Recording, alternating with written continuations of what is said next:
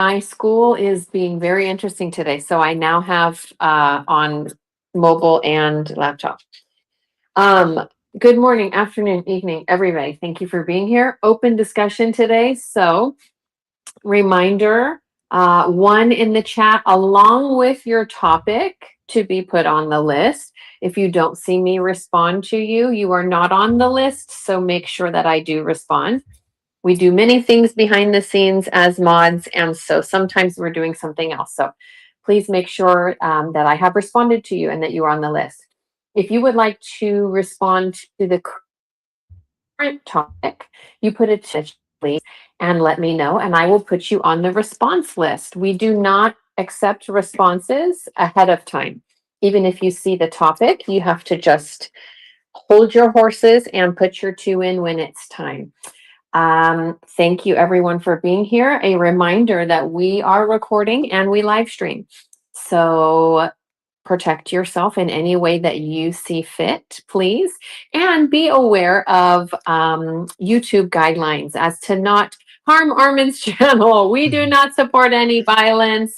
We do not encourage any craziness. We are just here for the way we believe fighting back, which is through discourse and education. So thank you for being here. Give me your ones and twos along with your topics. And reminder, keep yourself muted at all times unless you are called up to speak. Then also mute yourself back when Armin responds so that there are no interruptions, whether through your voice or otherwise. We appreciate it. Okay. All right. Do I go first? Really quick. I just really quickly wanted to go first today, and then we go to the ones, because I think it's worth. Let me actually see if everything is working. YouTube is working. Okay, guys. On YouTube, is the audio okay? Everything working? All right. Yes. Just let me know in the chat that you could hear everything. Um. Right. So one thing I wanted to see your opinions about is the calculation that I just mentioned on the show regarding how big of a missed opportunity this would be if we don't use the military assets that we have right now in around the Persian Gulf to just finish the job with the Islamic Republic. I do believe that one way or another the Islamic Republic will fall.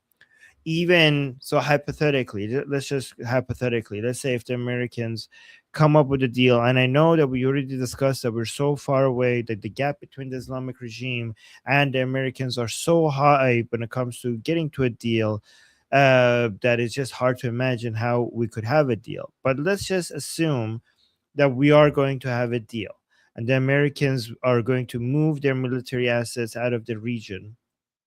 We know that the Israelis will continue attacking the Islamic regime. We know the Iranians will continue their fight against the Islamic regime. We know that. And we know also, even if the Americans leave the region, at some point they would have to come back because of all of the because of the nature of the Islamic Republic. The Islamic Republic is such a threat to American interests and global interests that if the Americans leave right now, at one point they need to come back to finish the job. And that's why the combination of all of this shows that the Islamic Republic at one point will collapse. However, that would be the most costly way of doing this. If we do a deal and abandon this time, this like saying, well, now it's not the time, that means that historically we have lost the greatest opportunity in history to finish the job with the Islamic Republic, because of 2 points. We have never ever had a situation where the Islamic regime was as weak as it is right now. We're uh, that's one. Also, we have never ever had this much of military assets with this level of technology around the Persian Gulf. So that's why it makes absolute no sense to wait for another time to do this. If we do that, the cost associated with getting rid of the Islamic Republic will be significantly higher than the cost that we have right now. The Islamic regime will use that time to recover. it will learn from its mistakes. It will learn new oppression tactics, the suppression of the Iranian people, suppression tactics of the Iranian people. It will learn how to reallocate its resources to whatever prove to have the highest return on investment, things that used to be to things that proven to be expensive and weren't very effective in deterring, will be abandoned, and everything that demonstrated itself to be have the highest effect with the least amount of spending, it will double down investing in those. And again, I'm not saying the regime will be impossible to topple after that, but it would be so much more difficult if we don't do it this time. If we don't do it this time, the whole world will look back at this moment as the greatest missed opportunity that has ever been for getting rid of this level of evil existing in the world. So I just wanted to see if that is the calculation that you guys like, if you guys see it that way as well. So I see there's already a whole bunch of twos in the chat, so we could respond to them. We could see what the responses are. I mean, yeah. Okay, first to respond is Noah. Yeah, I think President Trump knows that if he does not respond militarily and takes down the regime, that's his presidency, because then he'll be known as, oh, well, I'm one of those presidents who tried and failed, and he knows he can't do that.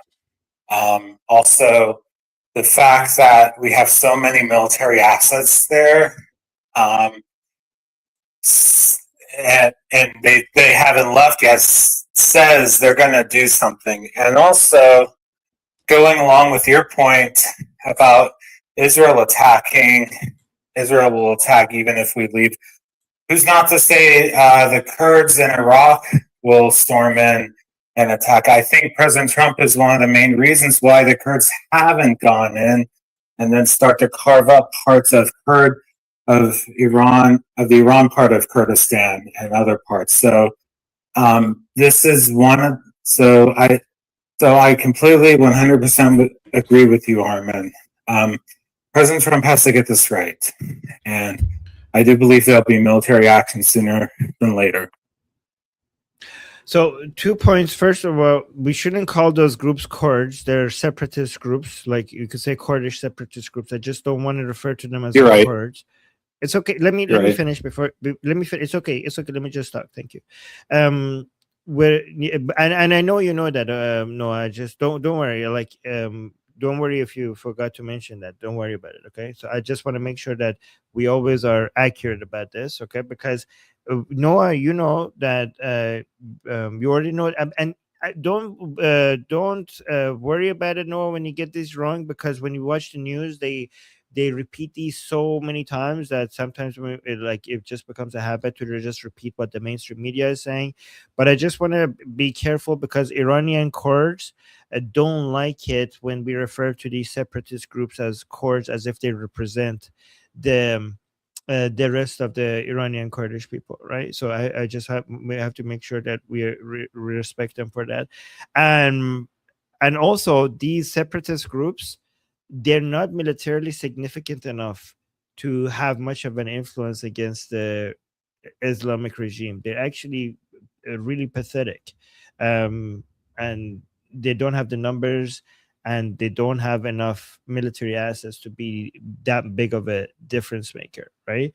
So just that, but yeah, everything else I agree with. Yeah, and thank you, Noah. You're welcome. Okay, next to respond, we have Jeffrey. So all good points and observations. I'm going to elaborate on some of them. So first, the regime as it existed prior to February 28th is already dead. That said, the regime remnants that still exist, I can say with a very high degree of certainty, there is a high degree of probability the Mullah regime remnants will fall regardless, just given all the things that are going on, without belaboring that point. That said, without a comprehensive airstrike to help expedite that fall, to eliminate the regime remnants, that cost will be higher. That being said, there is any number of other supplemental lines of effort that can work, that need to work, and is being pursued in conjunction with U.S. national efforts, and or as a supplemental to those efforts, and or as a insurance policy should there be like the national policies go a different way. Not the least of which is track 2 material support efforts, as well as actions or enabled by other co-aligned actors, other anti-MULA co-aligned actors. So they name, a lot of you named some of them, like Israel, Gulf states, Ukrainian Defense Forces. Remember, President Zelensky is one of the first, he might have been the first one, that recognized His Highness Prince Reza Pahlavi and the transitionary government as a government in exile. Ukrainian Defense Forces very much have shown consistently the ability to produce revolutionary disruptive technologies at a lower price point or cost than other nation states, say like Flamingo missiles. So, for instance, having a state actor that is aligned with you and shows a willingness to support you with that capability might translate into something like, wow, all of a sudden there's like money like collected throughout the anti-MULA diaspora, and it supports efforts like a mass strike via long-range Flamingo missiles against MULA remnant centers of gravity. That's actually very doable. I'm just using that as one of many examples of other efforts that are being pursued and will ultimately have to be pursued independent of what happens at the national level, because ultimately the final nail in the MULA regime's coffin will come from the Iranian people. That said, as Armin said, the question is how to do that in a manner that it costs the least for Iranian people and or United States-led Western alliance. So all the good guys.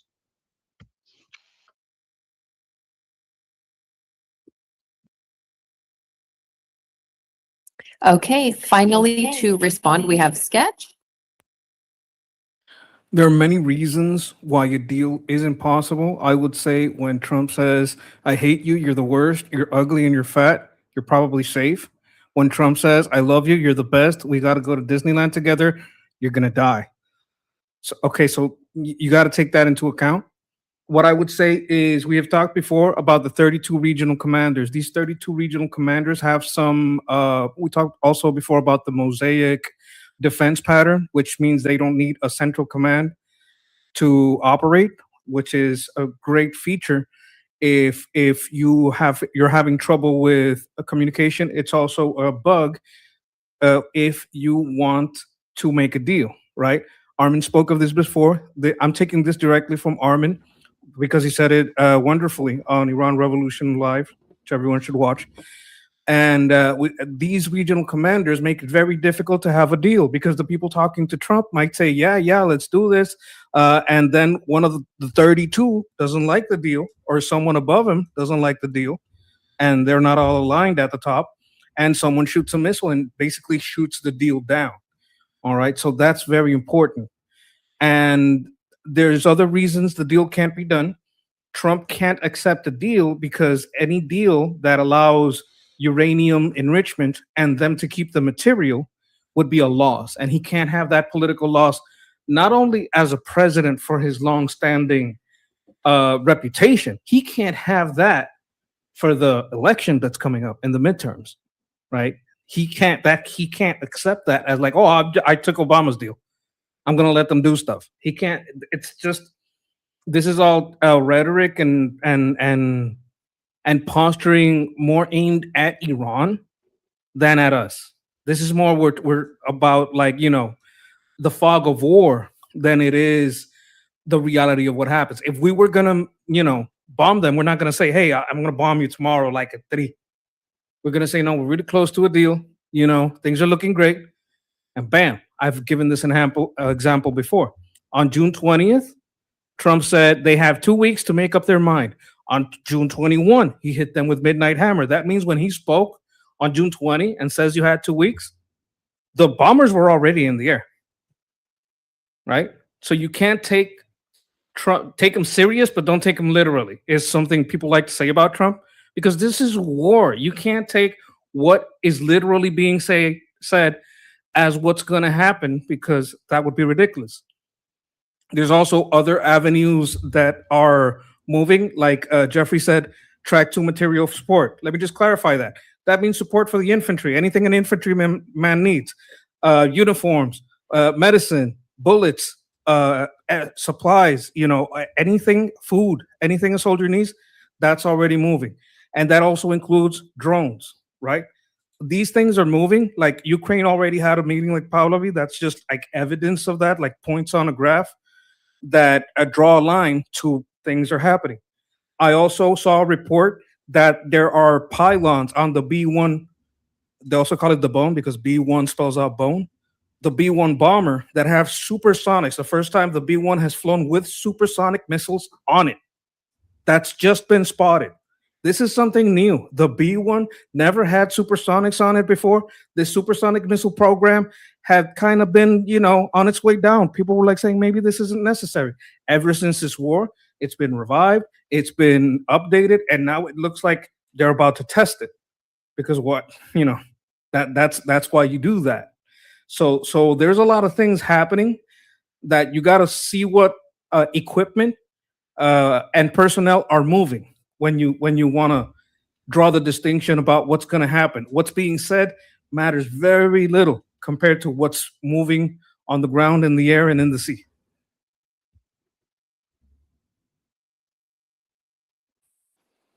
Okay, next to respond is Shauna. She was swapping devices, so how about Armin? Can you hear me? Very I'm good. here. Okay, perfect. Yeah, I'm in. I just wanted to point out too that something that Trump's going to have to deal with, that I think that this group sometimes can overlook, is the voter base is also losing its patience. And I know that we might be frustrated with that because we see this as it's only been 6 months. We need to finish the job. But like listening to truckers and to farmers and to middle of the country people, they're pissed off, they're frustrated, they're taking a hit. And I got to reiterate, it's always them that has to take the hit. And then they're kind of given the shaft a lot of times. That's how they feel. And people vote more on their feelings rather than, you can tell them the facts so they're blue in their face. How they feel is how they feel. And so, like, it's nice to be like, yeah, we have to make this sacrifice. Like Bill O'Reilly said that on a interview recently. And this is not to shit on Bill O'Reilly. It's just that that's really easy for him to say, who has a really comfortable life.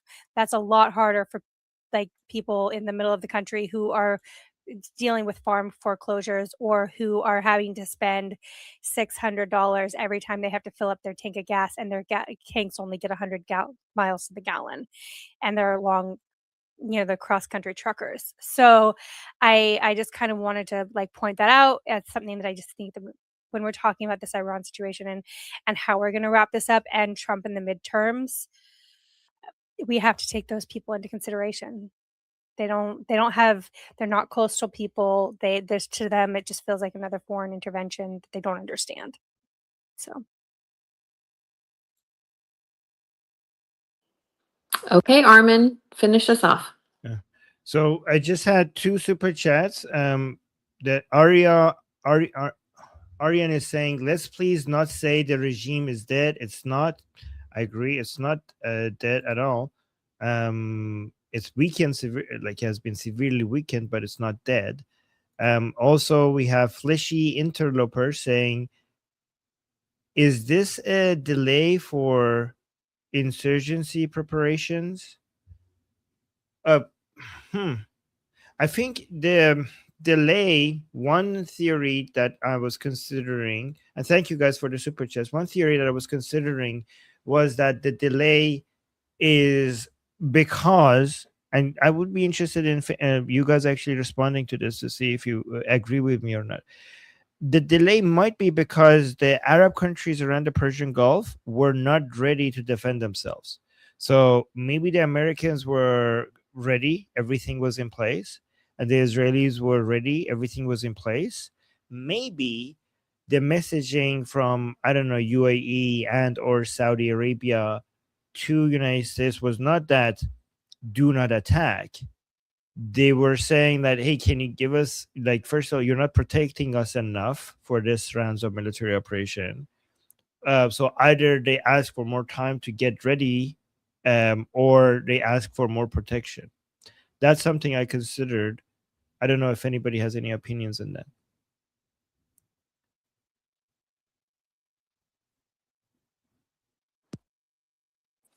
We do have one more response, please, and that is Rusty. I agree. Okay. Actually, I just got in here to. I've been very impressed with Armin and Goldie, and I've learned a lot here in the last couple of months. And that's pretty much all I got to say. And I see quite a lot of intelligent people here, and it's very refreshing.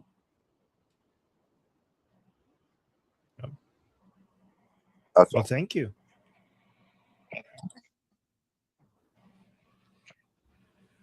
Well, thank you. Thank If you, you Rusty. squint, we're even smarter, Rusty.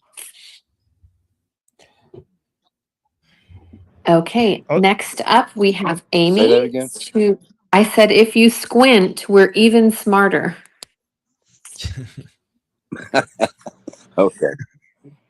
Okay, so up next we have Amy, and her topic is explain proxies worldwide. Oh, just let me write that down. Give me a second. Sorry. Explain proxies worldwide. Okay. Save. All right, let's go. Okay, so it kind of goes hand in hand with what Shauna was talking about as far as like middle America getting not understanding and getting frustrated.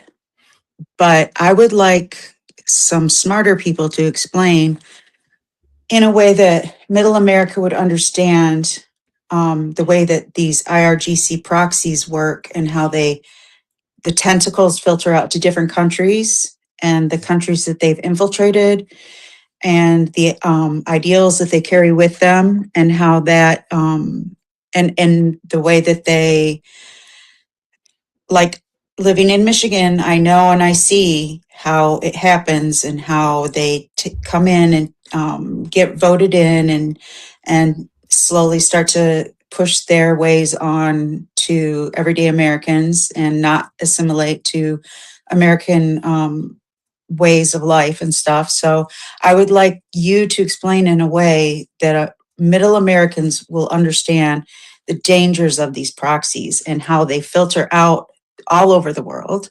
I know that's a huge thing to do, but I think that explaining that would be very helpful and go a long way in helping middle America to understand why this is so important and why the IRGC, when you talk about doing things on other platforms, when we talk about the embarrassment of the IRGC or the humiliation of the IRGC and why that is so important with their.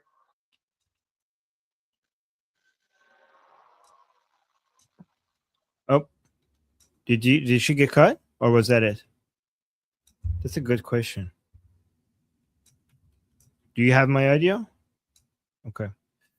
All right, let's so that's a very good question, and it's interesting that when the way that you're talking about it, you're, when it comes to proxies, you're including both the propaganda arms of the regime and not just military, like the way you're asking, and political as well, because usually when we think of proxies of the Islamic regime in Iran, we're thinking Hezbollah, we're thinking Hamas, we're thinking Zainabiyun, Fatimiyun, we're thinking Hashd al-Shabi, the Houthis, I think I mentioned. So But the way you're talking about it, you were talking about the political influence of the regime as well, and that's actually a very good way of categorizing it, because I consider NIOC, for example, as the lobby arm of the regime in the United States to also be one of their proxies, like one of their illegal proxies. And sometimes the harm of these, political or propaganda arms of the regime could be as devastating and as harmful as the military ones, but people don't pay attention to them, right?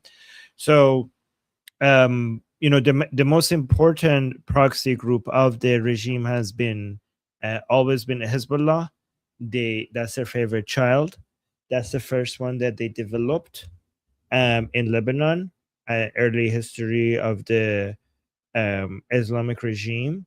And almost everything else that the regime has done has been inspired and motivated based on the success that they had with Hezbollah, right? So we have Hezbollah in Lebanon, we have Zainabiyun, Hamas in Gaza, we have Zainabiyun in Pakistan, we have Fatimiyun in Afghanistan, we have Hashd al-Shabi, and with all its subgroups in Iraq, like Kataeb, for example, is a subcategory of Hashd al-Shabi. And usually a lot of the ground, and also we have so much in Africa these days, like there's so many of these, and the model that works for the regime. And also we have many local mosques in Europe, in United States, in Canada, that is basically trying to recreate what they have been successful in doing in Lebanon. So the reason why, the way that the Islamic regime sees this working for them is like a pyramid, right? And the base of the pyramid is a Shia community, right? A Shia community plus leftist people plus and Sunni people who are anti-Israeli, right? So there's two ways to do this, right? You either create a Shia base, or you create an anti-Israel, or you okay, guys, close your microphones. I'm just going to close this for you. Guys, if you're not speaking, please make sure you mute your microphone. So the base that you either create or invest in is basically the fertile ground that you plant your seed in, right? So you either have a fertile ground of a Shia community or an anti-Israeli Sunni or leftist community that will work as the base of your pyramid, right? And then on top of that, you get more and more narrow, right? So it's like a sales funnel. Once you have that, or you create that by creating mosques, by sponsoring imams in Africa, then you try to go to the second layer of the pyramid by focusing on the recognition of the regime in Iran to be the proper force to either represent Shiism, the Shia community, and or most of the time, and the main fighting force against Zionism and Western imperialism, right? And that's your second layer, right, of the pyramid, of your sales, of the second step in your sales funnel. And then it gets narrower among those people who believe that. How many of them are willing to vote in their favor or become politically active, create political active groups in the favor of the Islamic Republic? Or the most ultimate version is to fight in battle on behalf of the Islamic Republic, right? So the two routes are very interesting, because you either you have a Shia base, and if you have a Shia base, it's a lot more effective. This is why you see in the past couple of years there are so many Shia ceremonies in Vancouver, Toronto, Washington, Toronto, in different European cities. And Sunnis are also shocked by that. Like, what is this? All of these like Shia ceremonies all of a sudden all over these cities. They use the freedom of religion as a way to become more active, and it's, you know, originally a lot of these activities has nothing to do with politics, has nothing to do with war, but it's just creating that fertile ground for you to go to your second, third, and then final part of your sales funnel, right? But again, because Shia Islam is not the majority of Islamic views, and also many people are not even Muslim, the less fertile ground to plant the seed in. But however, it's less fertile. However, there's more of it. There's more of this available to take advantage of. Is just the Palestinian cause, right? The Palestinian, so-called the terroristic Palestinian cause, is the number one tool for the regime to get allies and people who are willing to fight or become politically active for the Islamic regime outside of its borders, based on being against Zionism and Western imperialism. And this is why the so-called Palestinian cause has been the most successful propaganda tool by the Islamic regime when it comes to spreading its tentacles all over the Middle East, all over Africa, and then them trying to also repeat this in Europe and in North America. You could see why the axis of resistance, or the Palestinian cause, is sponsored by the Islamic Republic so much, is because their first proxy, which was Hezbollah, it was based on that. And that's why, you know, the reason why you see the Palestinian cause being such a global topic, even though it's like just in like a small place in the Middle East, is because of the Islamic Republic's success with Hezbollah, right? They created Hezbollah in Lebanon with the excuse that we are fighting against Israel in a way that other people were unsuccessful. And some success of Hezbollah against Israel made even some non-Shia Muslims support them, and made even non-Muslims, anti-Israeli people support them. And they saw how much they managed to control Lebanon as an entire country. And then they repeated that with Syria. They repeated that with Iraq. They repeated that with Yemen. And they're like, holy shit, this is amazing. This Palestinian cause. See, this is why I think the Islamic Republic would never want the people in Palestine, so-called Palestine, to actually have good lives, like to actually ever get to a point where things are working out for them, because their suffering has been such a great tool for their propaganda and an excuse for their global. Here's one thing I'll tell you: there's nothing that unites Muslims more than anti-Jewish hate, right? And there's nothing that unites all of these garbage ideas and these anti-liberty movements more than each other, more than hatred for Israel as a country, or anti-imperialist agendas. And this is why the Islamic Republic has leaned really heavily into this. Like if you look at Nayak propaganda, it's very un-Islamic, and just constantly focuses on leftist anti-imperialist narratives against the United States. And United States basically takes that full advantage of that. I don't even know if I'm answering your question, Amy, or if I'm even moving in the right direction or not. Can you actually confirm if this is You helpful? are. This is perfect, Armin. This is exactly the speed and pace and language that Middle America needs to hear. The broad explanation of how the IRG infiltrates and manipulates worldwide. Okay, well, fantastic. I know that some other people also want to respond to this, so I think their perspective would add a lot to this as well. So let's get to them. First to respond, we have Sketch. Is there any way I can share my screen? Okay. Yeah, we could give you allow screen sharing. I just did allow screen sharing for you, but would it just be mindful of other people as well that are waiting to respond if you can. Yeah, but thank you. Yeah, now you should be able to share your screen. There you go. Okay, can you guys see this? Yes. Okay, this is from Prince Faisal Pahlavi's page. This is from Nufti.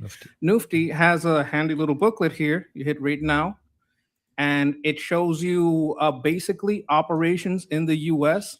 that are being done by the IRGC, right? So you can open it up, and this booklet will tell you different places in the U.S. where they are working. This is in Maryland. This is Virginia.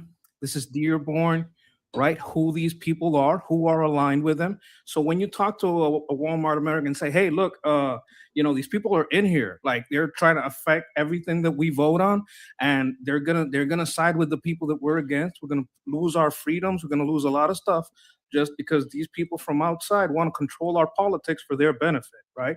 So and it's gonna be terrible, right? So you can use this resource that Prince Reza Pahlavi, because he has one foot in Iran, like because of his whole life is basically there. His heart, his blood is there, but he also has one foot in the United States. This is a U.S. Fighter pilot, basically trained as a U.S. fighter pilot. He has experience with the military. He knows our system. He knows our local politics because Iranians are all over American, the expats. So he knows how these people are operating within the U.S. border. So in Houston, this goes through every city, right? So I think this is a fantastic resource that people can use. And, from the bottom of my heart, I thank Prince Reza Pahlavi for having a resource like this available. You can also donate over here, right? You go to the donation page and help out with security, different things you can do.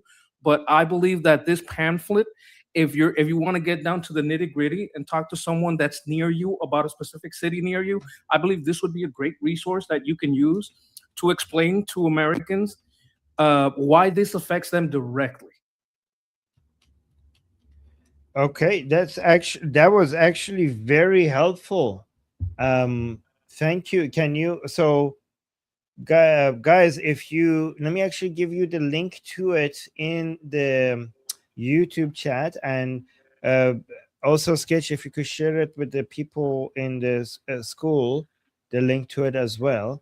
And for people who are watching this later and don't have access to the chat, what you could search for is the Islamic. Let me see, the Islamic Republic's influence network in United States.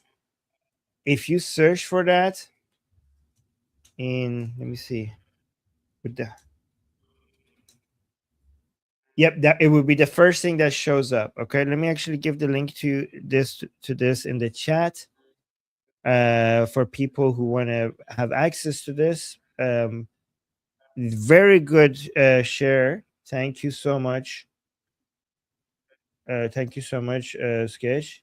I think that's the link. Let me see if you have the same link. Yes, that is the link.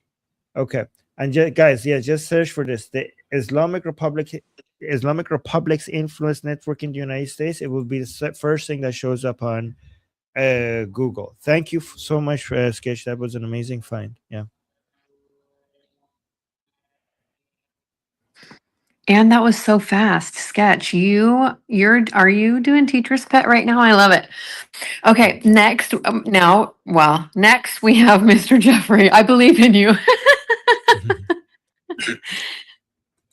All good points. Again, Sketch, that was a real good find, especially considering the efforts of His Highness Prince Reza Pahlavi and the transitionary government, and the link analysis between cells that are tied to the Islamic, the Mullah regime remnants in the United States.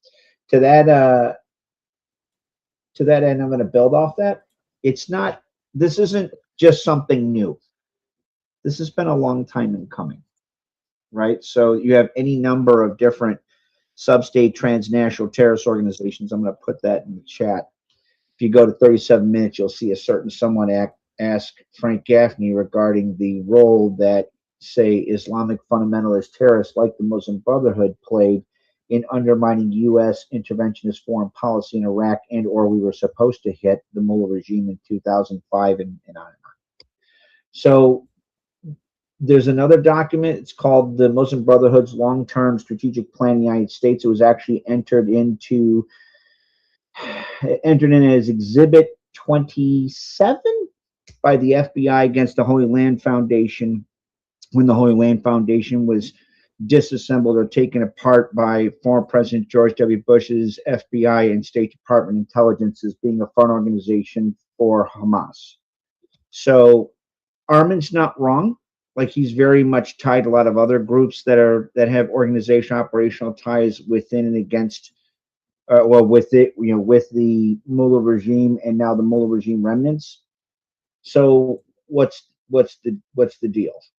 The deal is that this isn't something that's just happening over there, right? Even though a lot of people might think, would like it to be. The liberating of Iran and ensuring the security of Iranian citizens is very much co-aligned with U.S. national interests and or the security of American citizens. And I'm not saying all members of the ULMA are bad. What I'm saying is that legitimately, this has been a long time in coming. The Mullah regime has had a consistent campaign of aggression and belligerency against the United States and our interests that have borne themselves out in any number of ways, not the least of which is politically, as Armin's talking about. I mean, the long-term strategic plan of the Muslim Brotherhood is very much exemplary of that. So, I just wanted to, just kind of bounce off or elaborate on some of that. Again, Sketch, that's a really good find, man. Well done. That link analysis was well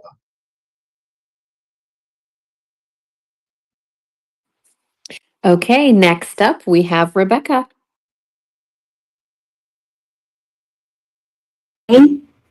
Right. So I actually, like, when I heard Middle Person America, so here's what I imagined. The truck, the guy that drives the truck through the fields and needs the oil, as well as Tucker Carlson. So in this question, the proxy is Tucker Carlson. All right. And I want to explain to the middlemen in America, for them, in their work, what is their positioning geopolitically. So the guy that is working in agriculture in America and fills up his truck needs two things. First, you need a truck. The truck requires rare earth minerals, which is 100% controlled by China. And in day-to-day, you need the oil. The oil is controlled by the United States. Now, why is Iran critical? Because you have two powers that have 100% of something, and that makes them dependent on each other. Unlike what Tucker Carlson is trying to say, that if America wouldn't be involved in Iran, then it would be like two equal powers, right? No. What would happen is that China, at least for the 2 decades, because it's going to take at least 2 decades to compensate on what China has and we don't, would have a monopoly that is critical. And I want to touch on the agriculture itself, because that's the other part. So what was the deals about? China depends on agriculture. They need to import it, and they depend on oil. If they take over Iran, oil, no problem. Ukraine, agriculture, no problem. USA, no leverage. China, yes, leverage. It's way worse. It's way worse that you wouldn't have in a truck to fill gas into at all. That's the thing, right? This is what the war is about. And Tucker Carlson is a stinking liar. It's not gonna make it equal. It's gonna make one party have something that you don't in a way that is detrimental to you. That's all. I think. Questions? Okay, next to respond, we have Shauna. Hi, sorry. Can you guys hear me? My cat is deciding that the keyboard is where she wants to be right this second.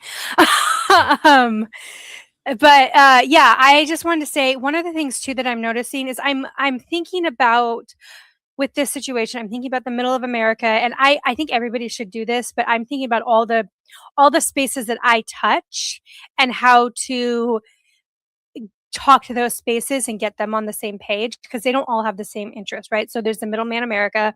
One of the issues, just for Rebecca's information, is that there's a lot of foreclosures going down on farms. And so that has absolutely nothing to do with the Iran war, but what they're thinking is like, why isn't the government paying attention to my concerns?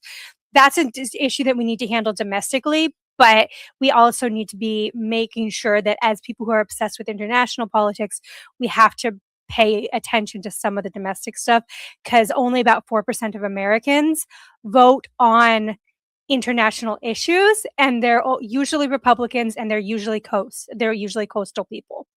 That's just reality. So that's something that we need to keep in mind, these people and their concerns. And then the other thing I wanted to say, the other coalition is, I follow a lot of like history nerds, and I follow a lot of linguist channels. And one of the things that's starting to pop up is Arabic and French speakers in particular are starting to target English speakers, and literally saying that if you only speak English, you're retarded.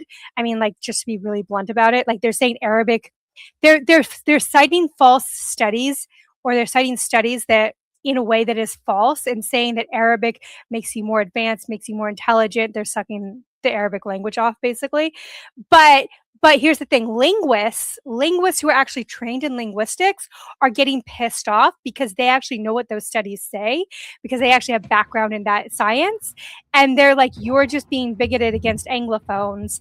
And a lot of these people are like liberal hippie types that are not necessarily picky or not necessarily political, but they're just getting pissed off because they see it as bigotry. And we need to, as a hawkish type of person, we need to remember that we want to make peace with our liberal, like, hippie, peace, love, and rock and roll type of people, because those egalitarians, while it can go too far, they also can be played to our side, because they're not going to like the Islamic, like, I don't know, like, supremacy either. Right? They're not going to like it because they don't like inequality. That's their fundamental baseline, and they're getting mad. The people in the linguistic crowd, that person who just favors equality, is going to get mad at the bigotry. They're already starting to react. So that's another kind of group of people that we need to. They're very foreign to me as somebody who's just very naturally right wing, but I also grew up around them, and I know how they think. They're not going to like the bigotry of Arabic bigotry. And so if we can highlight that as bigotry, that's going to bring them to our side. So that's the end. Sorry, that was a little rambly.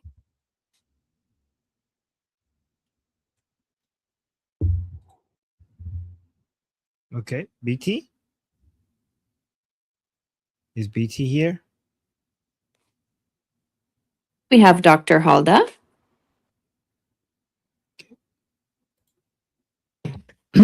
I'm actually from Michigan, so I actually really understand what you mean by Middle America. And one way that I would personally describe the proxies, if I was in a classroom talking to my students, would be to imagine the beginning of the franchises in America. I mean, I don't know if you remember, like when McDonald's first decided to start branching out, they did some experiments. They franchised out a location in a different state. They practiced to make sure that they were both doing things exactly the same way. They figured out how to set up policies. They figured out how to advertise. They figured out what would sell, what wouldn't sell. And they became a cohesive whole between those two units. And then they opened up a new one and a new one and a new one. And they spread not only across the United States, but they spread throughout the world. And that's exactly what the regime did. They began with, Lebanon, they worked with Iraq, and now we see, proxies, that have spread out in, I think the last time I looked, it was like over 41 countries. And we've definitely seen the ramifications of them here in America, even though we do have a lot of Americans who don't understand. But the deal is they always operate the same way. They have the same goals. They have the same PR. They're not just militants. They work, in all areas of military. They also, work with intelligence. They work with money. They work with PR. They work with marketing. They work with ideology. They work with schools, education. They literally have their fingers everywhere. And this has been a very long process that they've built and have been extremely successful with. And that's why it's so important that we recognize them and how they actually are, integrating themselves into our society. And that's all I really have to say.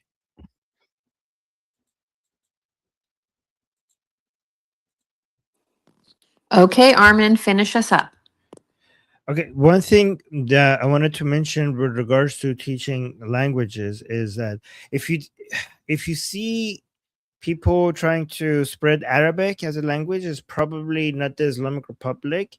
I mean, it might be, but it's most of the time the Islamic Republic is pushing Persian, because they're trying to demographically re-engineer Iran.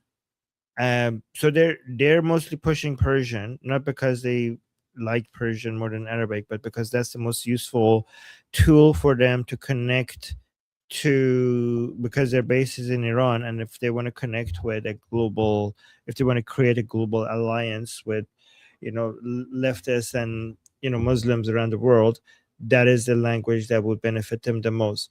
And I think more people need to, now that we're talking about proxies, I do think that we need to talk about what the Islamic Republic is doing in Africa and in South America. They have been investing for years into creating a Shia base in South America and in Africa, and they have had a lot of success in Africa, and also, by the way, in Pakistan and in India, and like Iraq and Iraq and Iraq came naturally to them because it was already had a lot of Shias there, but they are just basically engineering. So let me just focus on Africa so you guys understand what the strategy is. And finally, after so many years, there is a return on their investment on this that we're seeing happening right now. And this is like a long time planning from the Islamic Republic, and it's actually kind of smart. So the Islamic Republic is trying to be the first ever state in history that managed to topple its own people before the people topple it. Right? Usually people do revolutions and they change the regime, and sometimes revolutions are successful and sometimes revolutions are not successful, but we've never had a regime trying to change its own people. I mean, not to this extent, at least, right? So when people are not happy with the regime, they try to change it. But when regimes are not happy with their own people, they try to suppress them. This regime came up with the genius idea: what if we completely change the people in Iran? And they have done. And again, this is why the clock is ticking, and a lot of Iranian people are nervous because they do see them being replaced on a mass scale that never has. Like, I mean, I haven't at least seen it being done on this scale. But one thing, for example, some of these policies includes going to the poorest places on earth. And guys, by the way, I know if some people want to correct me, like actually it has been done here and there. Okay, I'm just talking about the scale of what the Islamic Republic has in mind. I'm pretty sure you guys have examples of this being done in other places, right? But let me just give the examples of what I'm talking about. Yeah, I do mean weaponized. I know weaponized immigration has been done. Like, I mean, even the Democrats in the United States weaponize immigration. Everybody weaponized immigration. I'm not talking about that. I'm talking about, let me give you some examples. Like, for example, creating a people. Like, so, for example, when you're complaining about the Democrats, they're weaponizing migration, okay? But the Islamic Republic is engineering an entire population of people in so many different ways. Like, they go to Africa, they take advantage of the poverty that is there, and they first create a Shia community there that is loyal. Like, it's one thing to bring immigrants into your country, it's another thing to grow them and then bring them there. Like, it's kind of like you're farming people, right, from scratch. And you can do this in Africa because it's very cheap. Like, the people are poor, so your money there goes a long way. And you teach people Persian, you make them Shia, you make them, and then once they get to a certain age, you bring them to Iran. And the ones who stay in Africa will become a voting base that makes you become a population in those countries that are loyal to you. And at some point you could do demographic engineering in those countries, and then you have more countries that are loyal to the Ayatollahs in Tehran, which from a international law perspective would have more votes in the UN, for example, that are more aligned with you. So it benefits them in so many different ways. But so now, after so many years, we're finally seeing a lot of people from Africa coming in Iran and speaking fluent Persian for some reason, and talking about how they support Ali Khamenei, Mojtaba Khamenei, and saying like the phrases that we've heard in school all of these years that normal Iranian people don't say unless they're very religious and pro-regime, coming out of their mouth. It's just so bizarre to listen to people that don't look like they know a word of Persian, not only speak Persian, but also speak speak Persian in a way that only pro-regime Iranians in Iran would. And they know all the narratives. They know Hussein, Ali, they know Ghaid, they know like Khaybar and all of those stories, and they use the symbolism and everything. They're familiar with all of these religious narratives, and they believe in it in a way that the Iranian people usually don't. And they're bringing them in. And another group of people that they were trying to bring in on a mass scale was people from Afghanistan. That backfired. So they are now, trying to undo, they're trying to undo that. It's not working. But a lot of Iranians are saying that they're seeing some neighborhoods in Iran is looking like Kabul instead of any city in Iran. Now they're seeing so many people from Africa all of a sudden in the streets being extremely religious. But one example that shows how far the Islamic regime is willing to go, that I always like to bring up, is this law that was passed. And again, if I think you guys heard me talk about it on our live show, but again, I just want to mention that this is not an exaggeration. If you don't believe this, because sometimes we're very anti-regime and some people think that maybe we're exaggerating this, but go look this up. The Islamic regime, and the reason some of you might say that, oh, this is not shocking. Of course they would do this. This was shocking to us Iranians, and it was even so far. It was so vile that it was even shocking to many pro-regime Iranians. Okay, and they passed a law where it says that Shias coming from Iraq, Afghanistan, Pakistan, wherever, coming to Iran, doing temporary marriage with Iranian women, which basically means prostitution in Shia Islam, right? If they come and do temporary marriage with Iranian women, they get rewarded. Basically, if they come and buy Iranian women for sex, they get rewarded with permanent residentship by law, and a special class of permanent residentship, which is different from the normal permanent residentship that you have in Iran, which is a type of permanent residentship that allows you to buy land in Iran, to own property in Iran. So permanent residentship in Iran doesn't give you the right to own property, but this new category of permanent residentship that you would get rewarded with if you come to Iran and buy Iranian women to have sex with would have that advantage. And they passed this as law because they were trying to get Shias outside of Iran to come and make Shia babies inside of Iran to stay in Iran to increase the Shia population. So this is the Islamic regime's solution to looking at its own population and realizing that these people are not only non-religious, they're more and more anti-Islamic. This is their solution to try to do demographic engineering and create a Shia population inside Iran, which is insane. But yeah, and this is only some of it. Like I could go into so much more detail regarding what these people are trying to do. And this is also the reason why I'm talking about it in this segment is because you were talking about proxies, creating the base of operations in other countries to eventually create proxy groups. That base is not just for creating militants that will go fight. That base is also to create a population that they could bring to Iran to do demographic engineering inside Iran. All right, I'm done. Okay, next on the list, we have Pedro. His topic is IRGC propaganda stating Pahlavi will never return. Oh, okay. So before I read that, just a second. I didn't know we're gonna go to the next topic. Can you mute your mic? I'm hearing a lot of Okay. background noise. All right. So we got a super chat from Amir. Amir saying, if they sign a deal, I'm moving to Bluto. Bluto, not Pluto, but Bluto. Thank you, Amir, for the super chat. And okay, let's go to the next topic. Thank you, Amir.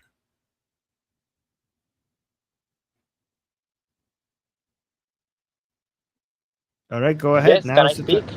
Yes, go ahead. Oh, yeah. What I want to know is that why so many journalists around the world think of the same RGC narrative that all of the government. It's true that all of the government are lunatics, but what I mean is that why some journalists in the world, like those in Latin America, believe that in the RGC propaganda that Princess of Pahlavi will never return to Iran because of the Shiite culture, even if the Iranian population is actually the opposite, that they are not as religious as the Saudi people, like they are not as fanatically religious as the Saudi people, more secular, based on what the Iran International got from, like, based on the evidence cited by Wait, Iran so International, so among others. your question is, why does the West not know enough about the Iranian people, like regarding the fact that they are not as religious? No, the question is why. This is the question. Why? Why so many journalists around the world believe in the IRGC propaganda that Princess of Pahlavi will never return to Iran, believing Oh. in the Shiite religion as the reason why he will not return, even through the Iranian population is actually more secular than the government states. Oh, because there is okay, I get it now. Okay, because now you can mute your mic when I'm speaking. Because the Islamic Republic has been very effective in increasing its soft power in the West, okay?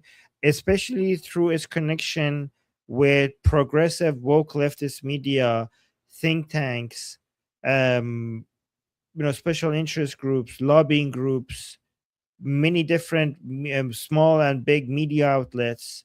There's a deep connection between mainstream media, leftist activists in the West, and the Islamic Republic. And this is something that the Islamic Republic has invested years in.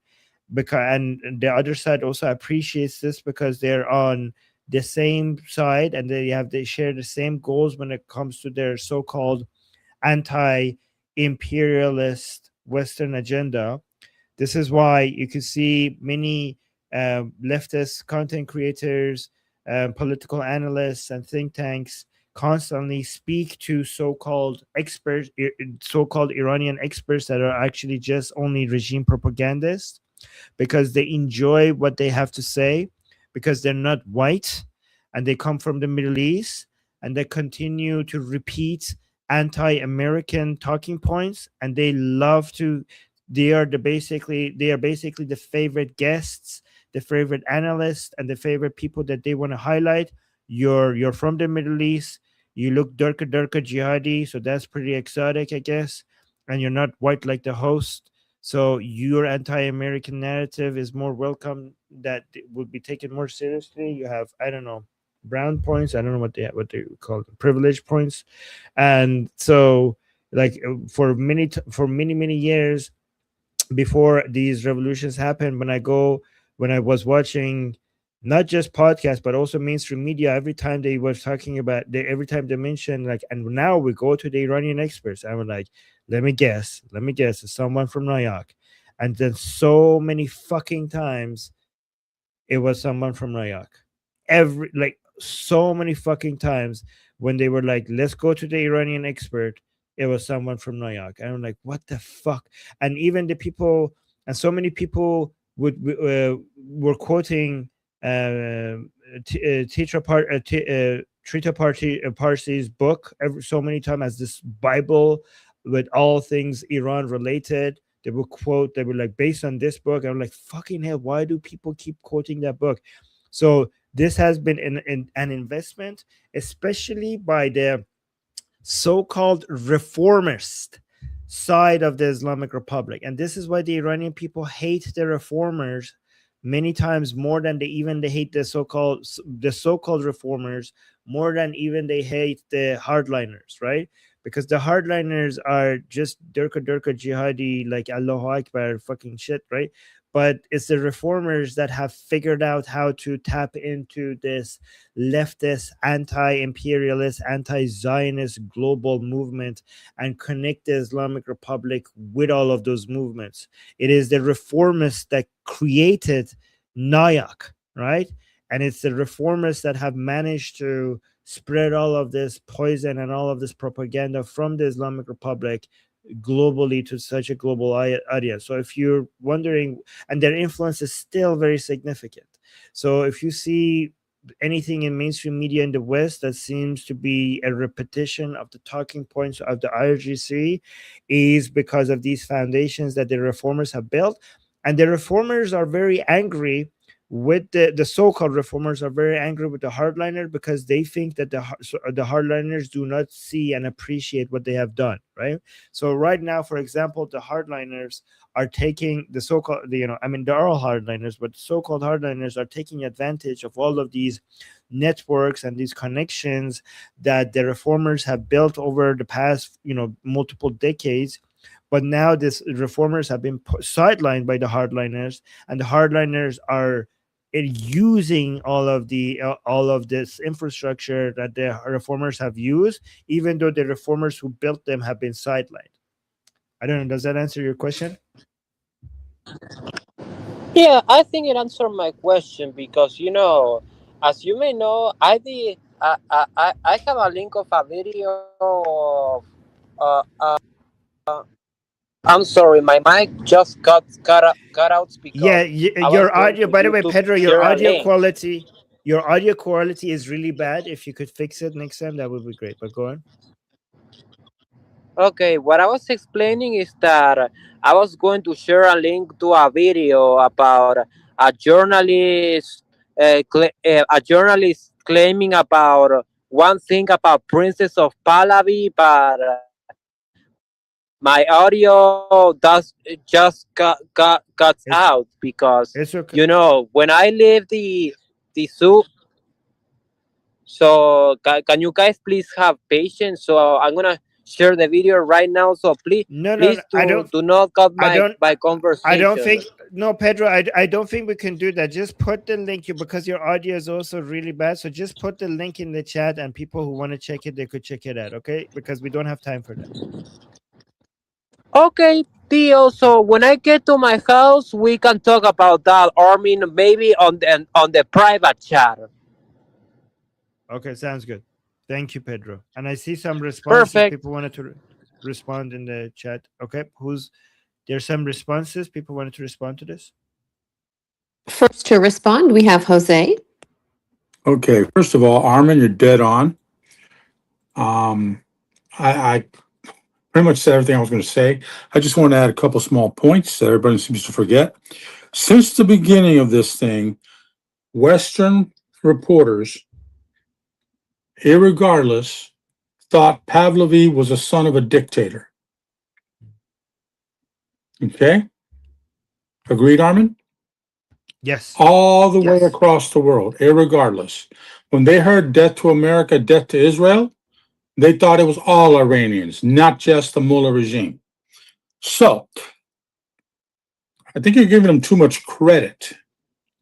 And if they're falling for the government line, then they haven't heard a single cry that the Iranian people want the return of Pahlavi. They say the name, and they say it when they say Javi Shah. Hopefully I pronounced it acceptably here, Armin. That's all I got to say. That was very well put. Thank you so much, Jose. And last to respond, we have Sketch. Okay, when we have these influence operations have a lot of funding. You have to remember that Iran itself is a proxy of China and Russia, right? And China has around $7 billion of funding into universities. They also have a lot of funding into media. We can't forget that China is the reason Black Panther had to wear a mask in the poster in China, right? China is the reason they had to shrink Finn in the Star Wars poster because he's Black and they don't like that. Right? China has a lot of influence in our media, and that's not just our media, that's also the media in Europe, right? And you have to understand that a lot of these governments are leftist governments, and leftist governments usually have leftist state TV. So you have people at the BBC who are going to take a leftist position, and the leftist position is always support Islam, speak anti-American, all right? So you can't look at the news and think, oh, why don't they realize it? They should be smarter. No, they know they're lying. They know they're being disingenuous. They know they're being hypocrites when they talk about the genocide in Gaza, in which the population went up somehow, but they don't want to talk about the 45,000, probably a lot more than that, people killed in a couple of days in Iran. They're hypocrites and liars, and you just can't try to figure out why don't they understand? No, they're lying. That's why they're being disingenuous. They're liars. Sometimes they're stupid liars. Sometimes they're smart liars, right? Sometimes they're stupid, deceitful people. Sometimes they're very smart, deceitful people. But it's always deception.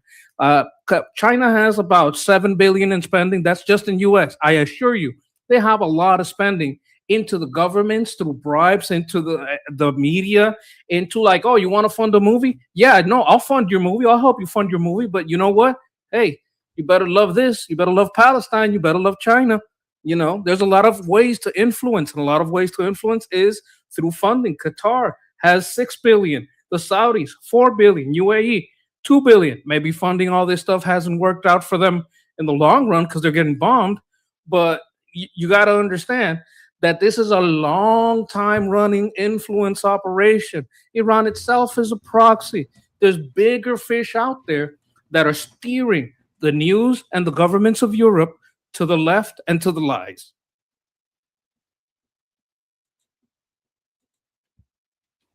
Okay, last to respond, please. We have Jeffrey.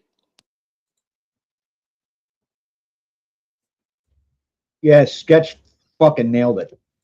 Add to that just one addition.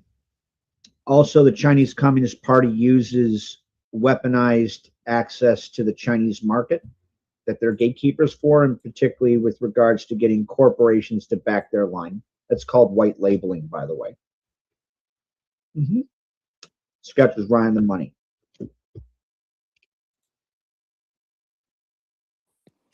Okay, let's check in with Super Chats. So we have one super chat from Melissa saying, interesting chat, listening as I doze off. Thanks.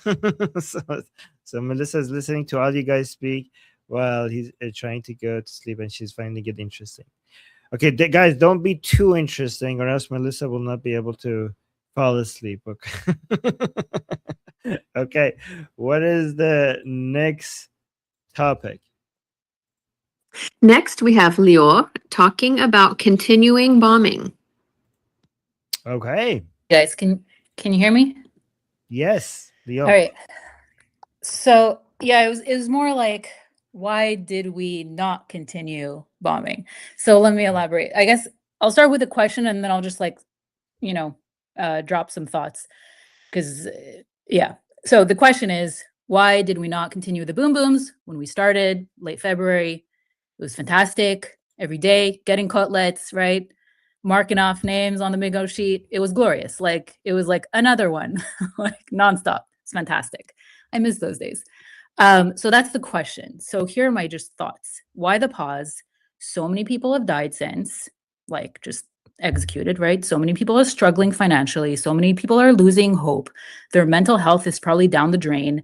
They're just struggling, literally probably day by day. I don't know how they do it. Jesus. I mean, we're all super frustrated. I can't even imagine the oil dumping, all of that, beyond just the whole humanitarian aspect of this. I can, and I'm not a expert, but do we know of any other wars that started like crazy, you know, fast and furious, then paused, then continued again like a few weeks later? I don't know. Maybe there were, but I just can't think of any. And like, I love Tiramp, okay? Love the guy. But I just don't get it. Like, is this something up his sleeve that he's had planned this whole time? I want to believe it, but I also like, is he kind of just winging it and seeing what happens? I don't know.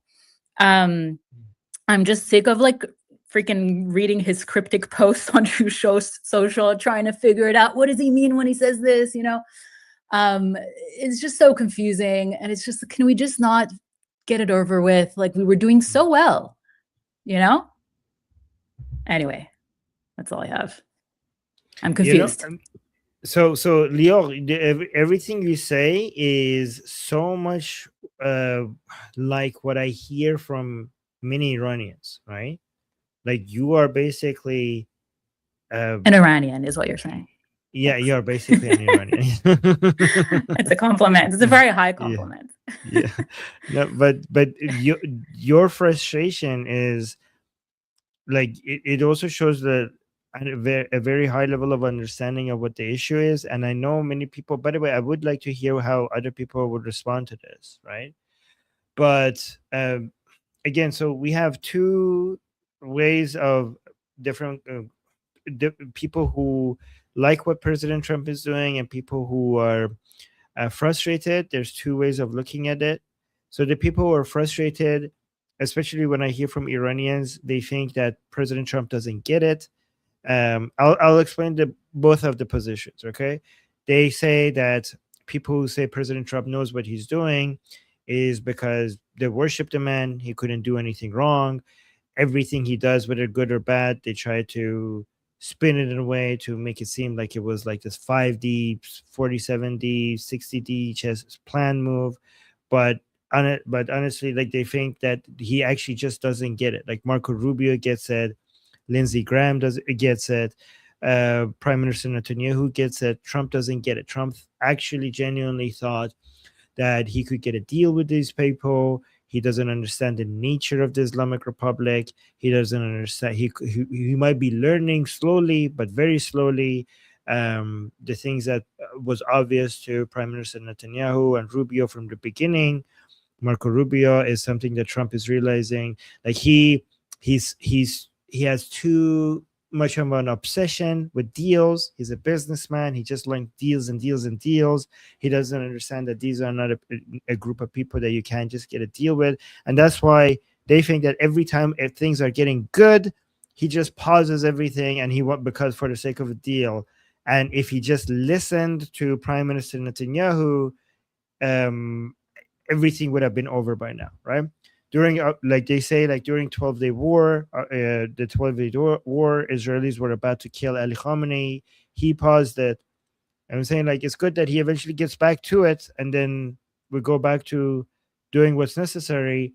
But all of these pauses were unnecessary, and they think that the Israelis are finding it frustrating, and they also think that that shows that the Israelis are much more aligned with the Iranian people than the Americans could ever be, right? That's one perspective. Another perspective is like, this is not at all the case. President Trump knows exactly what he's doing. The ceasefires have weakened the regime, has confused the regime. Military operations are not like video games. You need times in between to recover. You need times to rearrange things. You need to just because we want something to happen, it's not as easy as making it happening. You know, the assets need to be in the right it's complicated. Like, it's more complicated than us normie people make it seem to be. Like, just because we're having a good time, we want it to continue. Well, military operations are complicated and difficult, and there's so much that goes into it that sometimes you need to pause. The regime, if we're finding it confusing and frustrating, well, the regime is also finding it confusing and frustrating, and that's the point, to make it confusing and frustrating. If you can't guess what President Trump is thinking, well, that's a good thing. You shouldn't be able to guess what the President Trump is thinking. Like, that's by design. to make it confusing. Like, would it be actually good if you could tell what President Trump is saying? Because if you could tell what President Trump is thinking, well, then so can the Islamic Republic, right? So if you're confused, just also be happy that the Islamic Republic is confused as well. And these people point to all of the internal divisions that the ceasefire has caused. They point to the restocking of the interceptors that are required, the airstrike carrier groups, or the amphibious strike groups that need to be in the right position. Some of these airstrike carrier groups or amphibious groups have been operational for a long time, and you want them. Sometimes they go above the length that they should be operational, so you need to replace them with something else. Some people point to the War Powers Act. And it's true that most presidents consider it to be unconstitutional, and they say President Trump could just ignore it or veto it. However, politically, it could be a challenge. Even though legally it might not be a challenge to President Trump, politically it could be a challenge to President Trump. So to make sure that you have the political capital, maybe the ceasefire is required to reset the clock. So, and there's many other reasons that people point to for why the ceasefire was necessary. Also, a lot of people say that at the end of the day, if you want to continue with the military operations, more of the infrastructure would have been destroyed. And it was important to give a complete submission by the Islamic Republic a chance to see if you could do this without destroying some of the infrastructure. Some people also say that, well, United States is a democracy. You do need, in a democracy, you need the legitimacy for your war to be able to continue. If you don't give the Islamic Republic a chance to surrender, you wouldn't have the political capital and the legitimacy for your war. You have to demonstrate to the whole world that we gave these fuckers a chance to basically end this without war, and it failed. So we have exhausted all other possibilities before we went with the military solution. So that needs to be demonstrated to the American people and to the world before you go to that extreme. So these are the points for the other side. I'm trying to make the steelman case for all sides here, for both sides here. I don't know if I did it effectively or not, but what do you think? Did I answer your question, Leo? Yeah, I mean, look, you make very good points, and I see like the whys of why it makes sense to pause. But I don't know, maybe I'm just super oversimplifying it. It's just like we had so much momentum. It's just like, oh, it's so annoying. Could have just like got it over with. Like, I know we got so many more assets or whatever, like amphibian this, amphibian that. Like, at the end of the day, we could have crushed them. The Iranians would have been perfectly fine if there was more bridges destroyed. They don't care. We'll just rebuild later, So anyways, but yeah, I'll have people respond, I'm sure. Yeah, I'm sure we're going to get some interesting responses on this as well. Yeah. Good question, though. Thanks. We have about 35 minutes left, so please keep your responses short. I have cut it to only 3 on this as we have multiple other topics. So first we have Ian. ¿Qué pasó?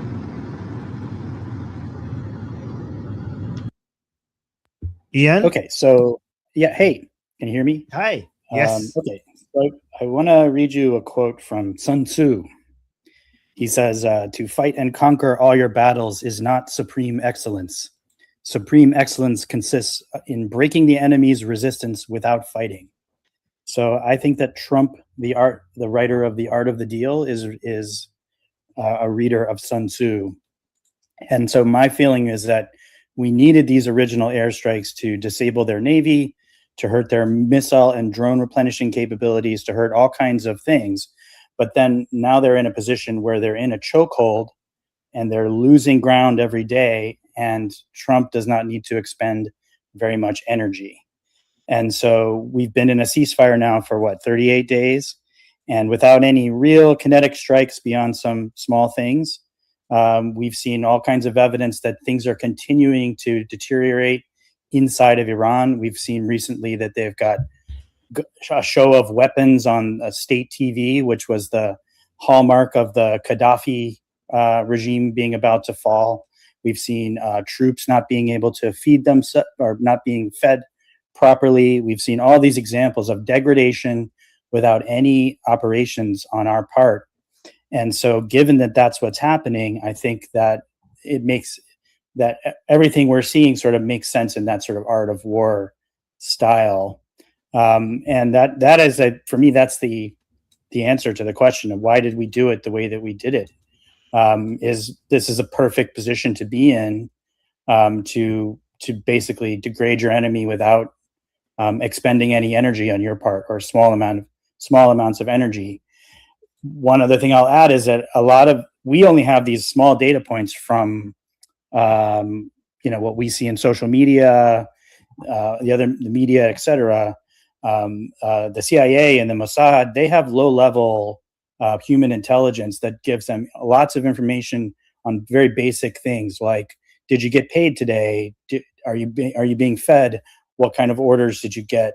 What exactly is going on? So they have lots and lots of data points about what's going on inside of the regime that we don't have. And if they continue to see that they're gaining ground, then my opinion has been, and I've gotten a lot of flack for this, and I don't really want to get any more flack for this, but my opinion is, if that's what you see happening, if you see a downward slope, then you should continue on the path that you're on. And that's why I do think new airstrikes will eventually come. I don't think a deal is going to be struck, but I also think if you're seeing constant degradation, you should wait. And that's my explanation for why the ceasefire happened and why it's continuing. Thanks. Okay, next to respond, we have Danny. Hi. So if you're looking to compare what is happening right now with some precedent, you shouldn't expect to find any, because the technology of our days is very different from any time in the past. So for example, Osama lived in a hole, and to assassinate him, we had to track him for years and send some risky special force raid to shoot him. Khamenei got blown up from a plane with minimal risk because he dared to spend one morning out of a few months on a less deep floor of a bunker. There are also unprecedented mechanics for making a revolution happen, because we can see in real time what people on the ground think on social media. So I think everyone is to some degree experimenting here in what we're doing. And for now, I have every reason to believe that the US and Israel are following a competent strategy with intention to end the Mullah regime. It's great to hear from you, Danny. I miss hearing your voice. All right, thank you. I miss talking. I'm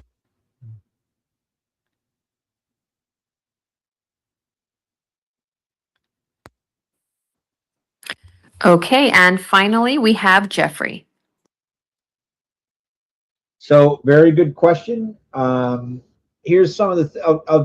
I don't want to revisit a lot of the other points. I'll just elaborate on some with some key observations in the past 72 hours. So, yeah, it's true. You don't have any new flashy new public deployments. That said, right now what we're doing is we're quietly topping off our Gulf state allies' defenses. So U.S. logistic flights and sustainment ops have been nonstop to CENTCOM bases in Saudi Arabia, UAE, Qatar, Bahrain, Kuwait. Focuses on almost assuredly replenishing Patriot that interceptor stocks that took hits or were depleted during the February retaliation barrage, and consistently with drones and all of that. Extra radar maintenance crews and battery crews are already on the ground, but nothing new dropped in the last 72 hours. I mean, we're just kind of like, it's a steady state resupply to make sure our allies aren't steady ducks. Strike power posture remains extremely high. So carrier strike groups are still in theater, and the ones that were rotated in post-February are holding position with full air wings. Bomber task forces, that's B-52s, B-2s, B-1Bs, as sketch very much, I happen to be a fan of the B-1B as a bone too. At Diego Garcia and elsewhere is still on elevated alert, meaning they're ready to go just like that. Munitions replenishment. So we're definitely replenishing some munitions we're going to probably use. So what does all this kind of mean? Because I know people are concerned. The past 72 hours has been more about consolidation and quiet reinforcement rather than escalation, because we've already escalated. I mean, we're still building our strike power, to be sure. The U.S. is using this time to make sure that when the strikes do come or resume, Gulf defenses can handle retaliation, and the munitions and the force posture that is there can carry out the strikes as envisioned. Now, that doesn't mean that they're like 100% coming. I'm just saying, from what I see, it's not like people are looking to turn tail and run. Right? I mean, President Trump just said today, right? They're like, look, I don't know if the Mueller regime, maybe we have a great deal with it. It looks like if they don't come to the table, it's going to be, well, I think you said we're going to have to do some things that are not, they're going to be nasty, is what he said, right? It's going to be nasty to the Mullahs. So, I mean, that's kind of where I'm seeing. It's not, we're still building up our stuff. It's very quiet replenishment and making sure that our Gulf state allies don't get hit, like the refinements get hit. We already have like the Mueller regime. And on top of that, real quickly, we're like increasing our intelligence as we're doing that. Like we're constantly building out and increasing and deepening our intelligence picture on all the stupid stuff the Mueller regime is doing. So, I mean, it's not like I wouldn't take it. We're not turn-tailing and running. There's nothing that shows that.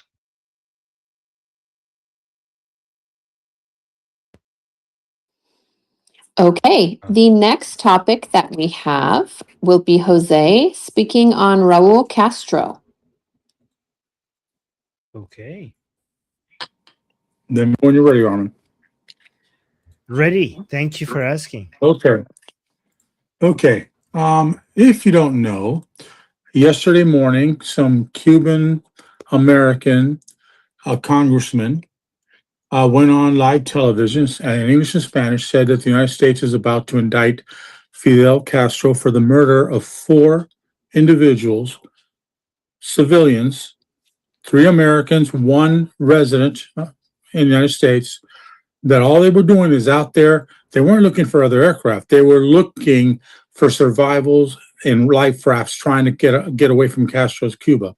When Raul, in charge of the military since that he's been since the original takeover, sent 2 MiGs after him. The one piece of information that didn't come out until today was that the fact that both of the aircraft that were shut down were retreating and diving out of the way to get out of there. Okay?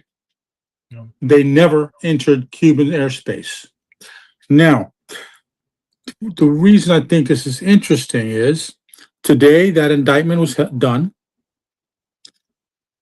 Today also the USS Nimitz carrier group entered the Caribbean. And there's an amphibious ship that I thought might be going to Iran to back up the Tripoli and the Boxer. That's in Southern California, that can probably be in Cuba by this time next week because of the Panama Canal. And it's the size of the Boxer, so it's not a small one. It can carry another 5,000 troopers if Jeffrey can confirm on that. The Maitland Island is a ship. And before, I would say that there's no blockade on Cuba because it was sanctions. Sanctions and a hard blockade, 2 different things. Now, with an aircraft carrier there, the size of Nimitz, there is a blockade on Cuba, period. Okay? And frankly, the people that were telling me, oh, there's U.S. Coast Guard cutters, whatever. I mean, literally, whatever. They're not much of anything, They're good for patrolling the coast. That's it. Cuba has way too much coast that they could not have patrolled. I think something's up. I have noticed that Rubio is talking about Iran, but he's talking more about Cuba.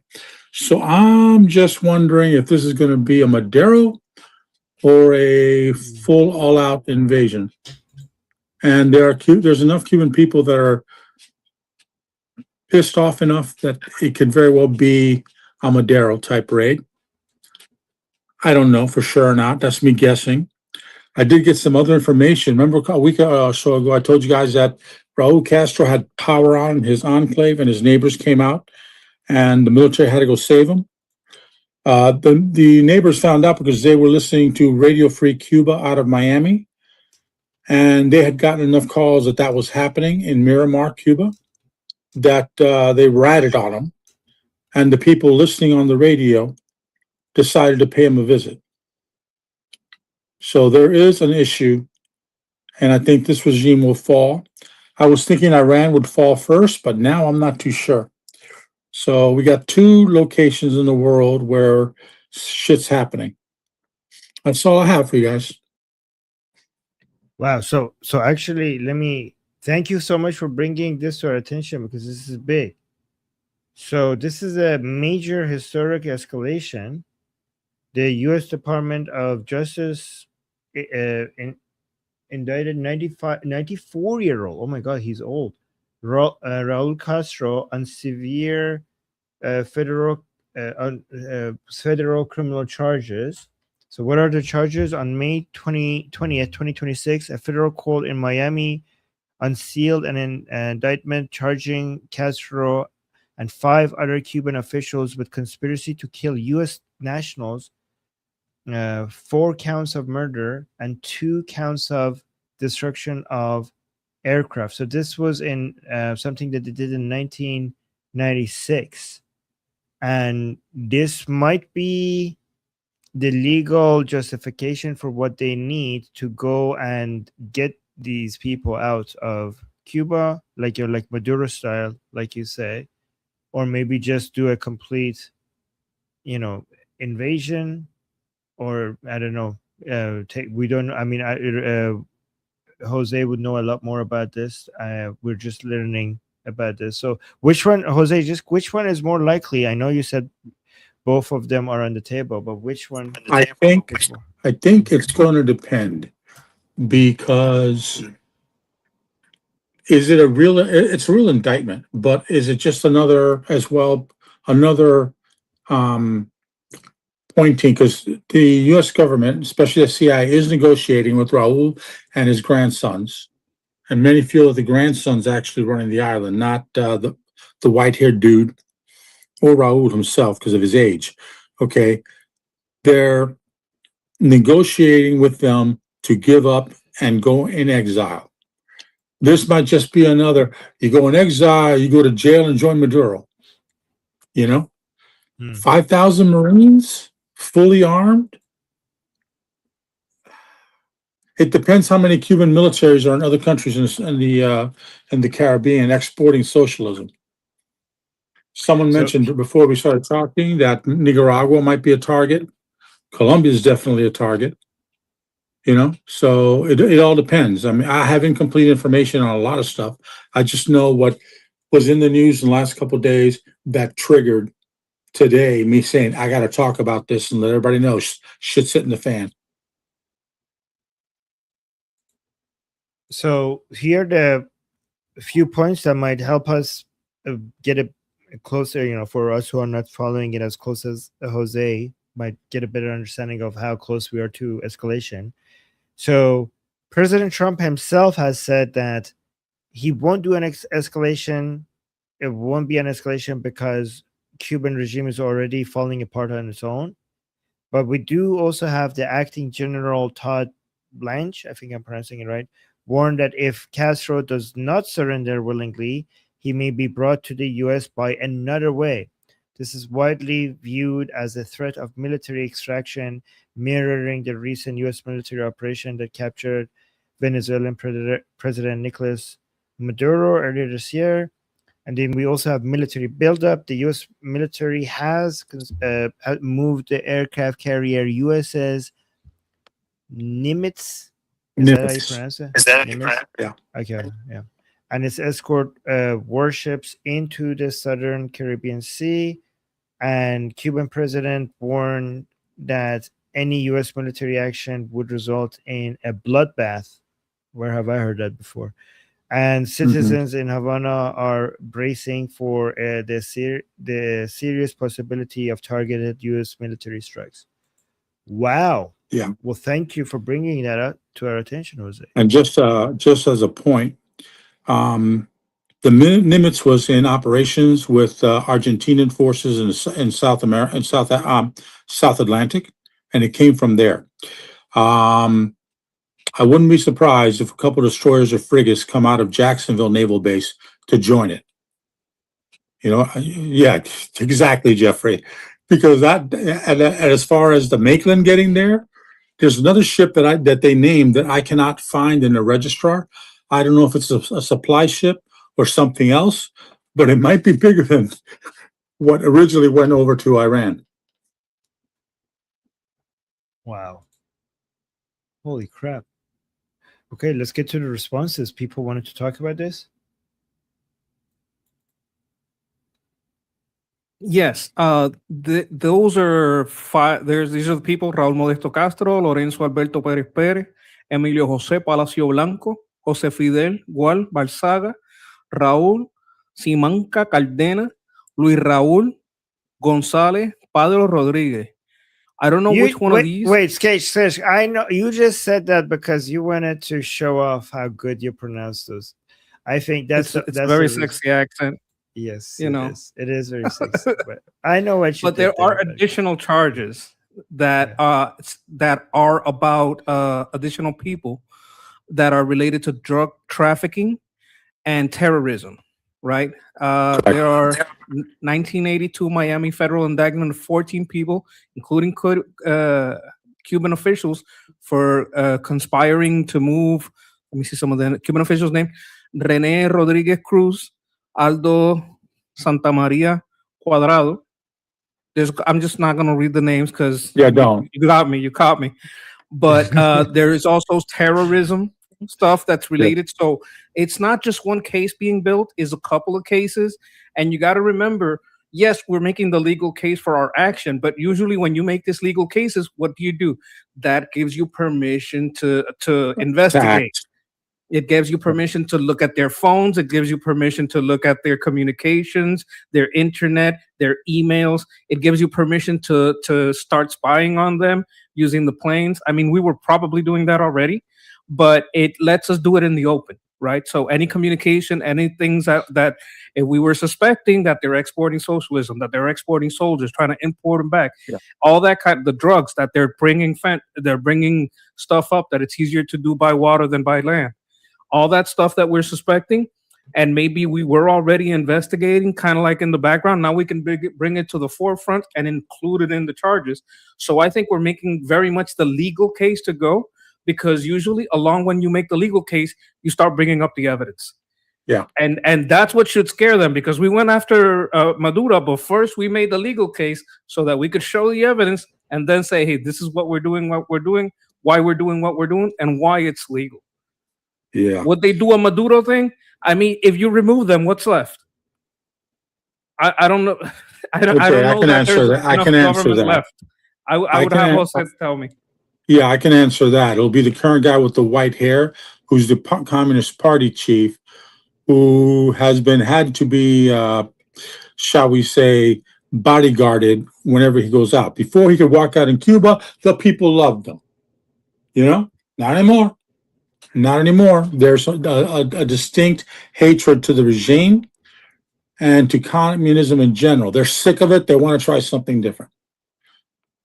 Whether that helps the United States do a Maduro, I don't know. I wouldn't worry too much. Well, I'll put it to you this way. There was 2,000 Cubans protecting Maduro. Not a single Venezuelan was protecting the man. They were the best of the best Cuba had to offer, supposedly. Okay, 30 of them died. No Americans died. Okay, the rest came home in shame. Okay, I don't know how good the Cuban army is.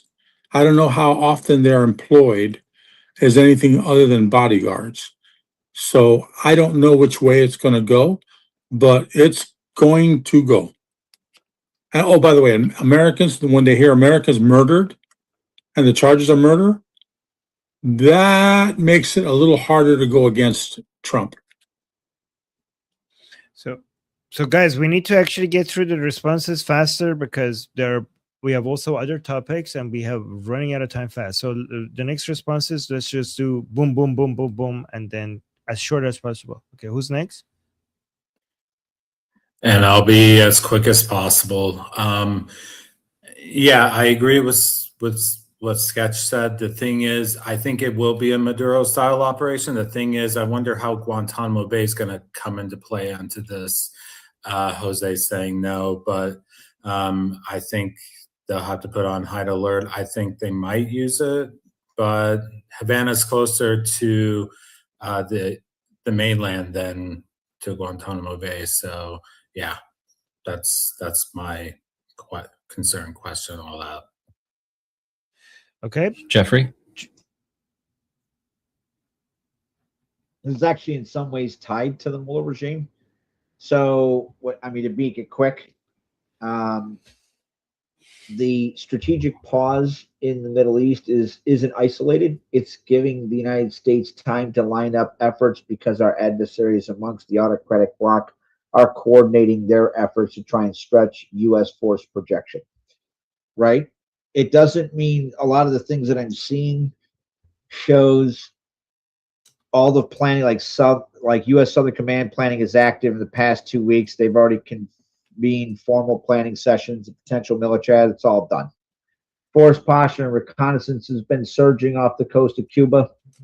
Economic pressure is already there. It doesn't mean that the strike is like now. It definitely means, though, the window is closing fast and we've set up all our ducks in a row to do just that.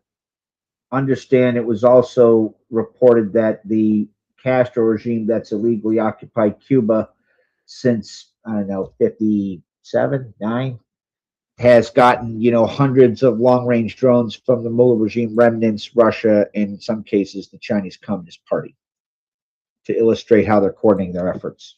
All that to say, those that are, concerned about the strategic pause in the Middle East, don't be. It just means that we're pivoting to offset or in response to what the enemies are doing. By the way, just quickly before we go to the next topic, I just saw the reports that show the vast majority of Cubans today reject the ideology of communism. Not just the regime, but communism as a whole, the vast majority, which is a really great progress in Cuba. Amazing. And also just really quickly, as we got a super chat saying first time super chatting. Well, thank you, Ian Smith, with your first super chat. Really appreciate that. Thank you for your support. By the way, guys, this shows that people who experience Islam in power end up hating Islam, and people who experience communism in power end up hating communism. Okay, so what is the next topic? MPAK, MPAC. What does that stand for? I have no idea, but BT would tell you. It's BT. Yeah, hi. Okay, so there recently, if Ali will paste it here for me, I had a link. So along with the shooting in San Diego on the mosque, which all of us wholeheartedly condone and don't think that that helps at all. If anything, it makes many things worse. We are all here discussing together because this is the route that we choose to take and we find superior. With that being said, it has brought that mosque to the limelight.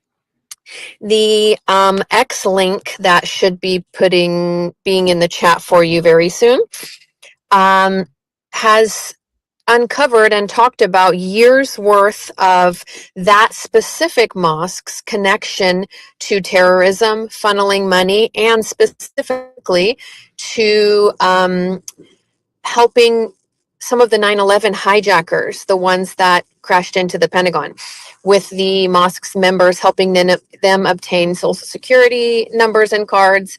And I believe the imam at the time being the go-between between the money coming from overseas and getting into their hands through his own bank account. There is a lot going on there. I was curious to if you had seen that just yet, and if you wouldn't mind pulling it up and looking at just a few of the bullet points and getting your reaction. Oh, okay. Let me just hold on. Let me just copy this really quickly here. Okay. So, by the way, do you want to? We're talking about the. Let me see. The recent shooting against the mosque in San Diego. This you're saying that they were responsible for all of this. Has this been verified? This has been, so I didn't dig into each single one. This came from a report from a woman who is well trusted for her sources and within the media. I found originally this on Harris Sultan's video, of which he went over this and vouches for the woman as well. Oh, wait.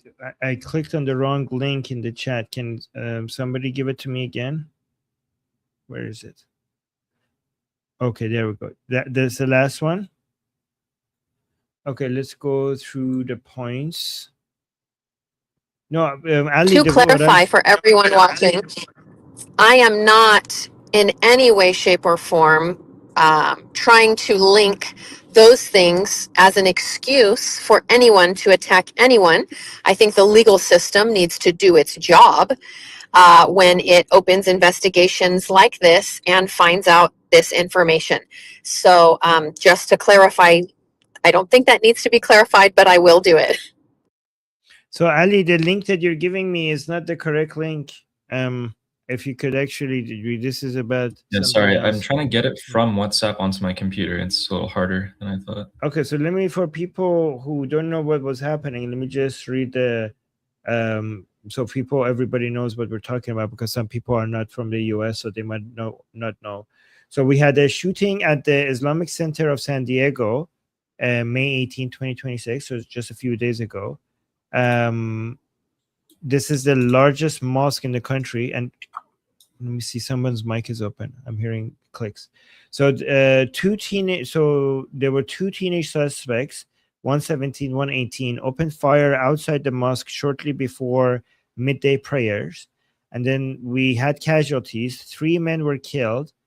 Amin Abdullah, which was a security guard, Mansoor Kaziha, and Nadir Awad. All 3 are credited with preventing the attackers from reaching the 140 children inside the center school.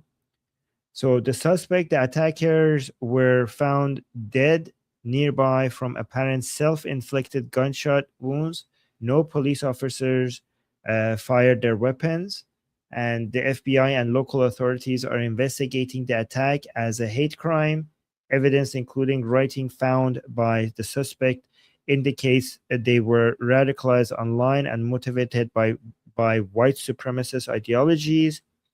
The center reopened on Wednesday, May 20th.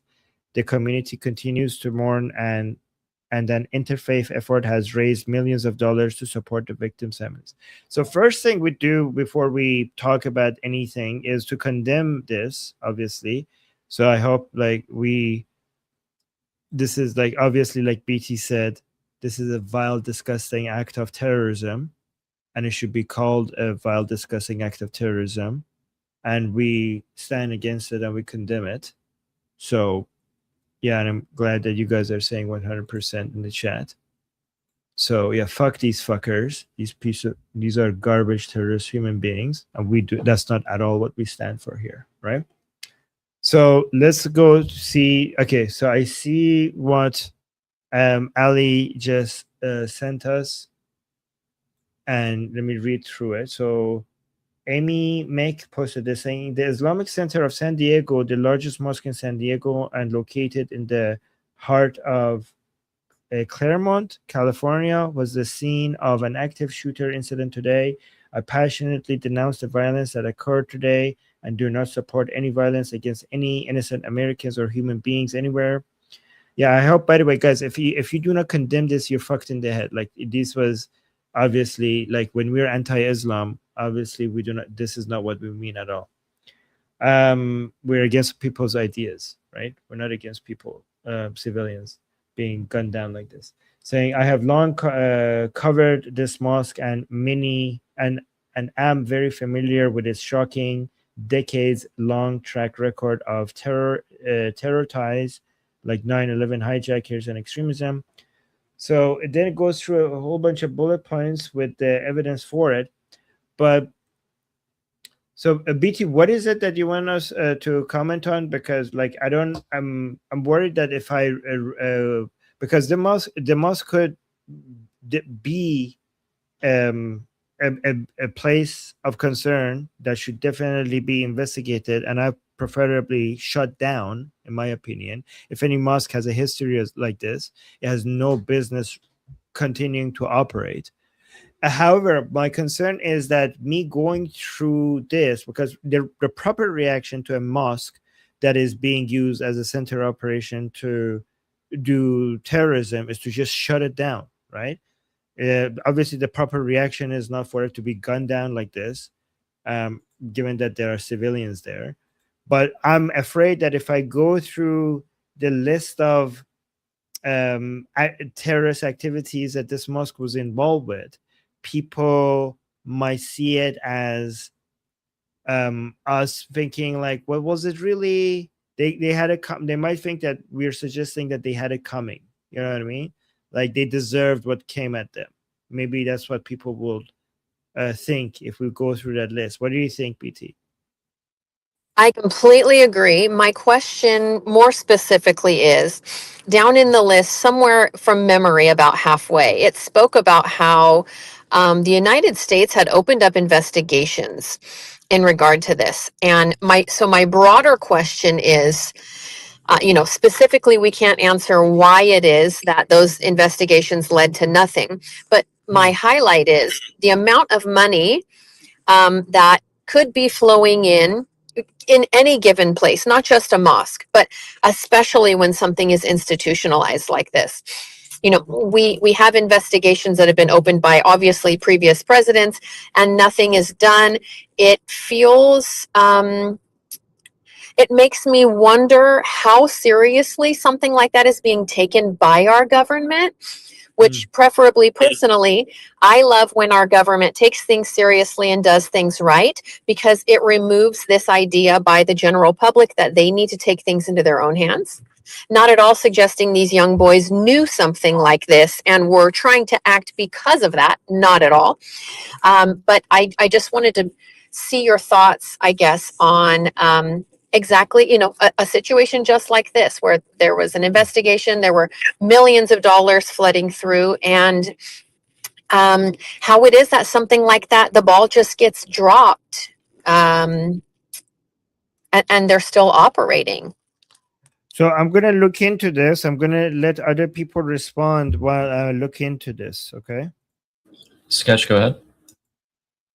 Yes, a lot of people think that MAGA means I agree with Trump on everything, and this is a wide misconception that people are more on the center or the people on the left lie about it, but the people on the center don't understand that MAGA doesn't mean I worship Trump and he's right about everything. Some of Trump's hardest critics are MAGA, and they think he doesn't investigate this kind of thing enough. He thinks the FBI is too slow on the immigration things, too slow on the Islamic terrorism things, too slow on these money influence operations. And this is one of the biggest complaint has with Trump. The people that are when you hear, oh, MAGA is, there is discontent between MAGA and Trump, and they say it's about Israel or helping Israel. That's not what it's about. It's about stuff like this, because the lives of both the Muslim people here and these two people might have been saved if these people got investigated sooner, if the government had moved on this sooner. This is what angers me, because Trump is great on foreign policy, but when it comes to domestic policy, he is slow. I don't think, some people will say he is slow on things with Iran. I don't think so. I think there's a lot of moving pieces, and we got to rearm and resupply. These people aren't robots. They're human soldiers, right? They got to do their thing. But when it comes to domestic policy, slow as molasses. I did not like Pam Bondi. I know some people liked her. I don't care. I thought she was slow. I thought she was moving like molasses. Right now, we got a new head of the DOJ. I hope they're faster, but I'm not seeing speed. I'm not seeing them move on the judges, because the same judges that let criminals go are the same judges that dismiss this kind of case. And when a judge dismisses some criminal and he kills somebody, that's very sad for those people in that family. But when this type of stuff happens, we're talking about influence operations that go into things like the 9/11 hijacking, that goes into things like funding influence operations into our elections. These are big, big domestic problems that are not getting investigated. There is discontent within the MAGA movement, but it's not that we are supporting people. It's not that we are anti-war and we want to be isolationists. That's some kind of misconception and misconstruing the real problem that MAGA has with Trump. And it's that he is too slow on local issues like this.